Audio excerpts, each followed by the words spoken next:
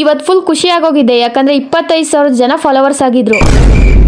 Hello ನಮಸ್ತೆ. ಇವತ್ತು ಬೆಳಗ್ಗೆ ಎದ್ದ ತಕ್ಷಣ ನಮ್ಮ ಅಮ್ಮ ಏನ್ ಮಾಡ್ತವ್ರೆ ಅಂತ ನೋಡಿದ್ರೆ, ನಮ್ಮ ಅಮ್ಮ ನನ್ಗಿಂತ ಮುಂಚೆನೆ ಎದ್ದು ಕೆಲಸ ಮಾಡ್ತಿದ್ರು. ಈ ಕೆಲಸ ಏನು ಅಂದ್ರೆ ಅಕ್ಕಿ ತೊಳಿತಿದ್ರು. ನಾನು ಈ ರೀತಿ ಕೇಳಿದ್ಕೆ ನಮ್ಮ ಅಮ್ಮ ಈ ರೀತಿ ಹೇಳ್ತಾರೆ ಅಂತ ಅನ್ಕೊಂಡೇ ಇರ್ಲಿಲ್ಲ. ಯಪ್ಪ ಏನ್ ಇಷ್ಟೊಂದು ಗಲೀಜಿರುತ್ತಾ?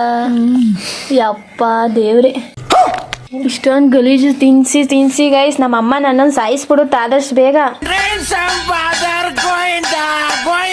ಯಾರ ಈ ಗ್ಯಾಪ್ ಅಲ್ಲಿ ಸ್ವೀಟ್ ಅಮ್ಮನ್ ಫ್ರೆಂಡ್ಗೆ ಅನ್ನ ಹಾಕಿದ್ದೆ, ಅನ್ನ ತಿಂತಿತ್ತು. ನಾನ್ ನಿಮ್ ಹತ್ರ ಕೇಳ್ಕೊಳ್ಳೋದಿಷ್ಟೇ, ಯಾವ್ದೇ ನಾಯಿಗೂ ಕಲ್ತಾಂಡ್ ಹೊಡಿಬೇಡಿ ಅಂತ.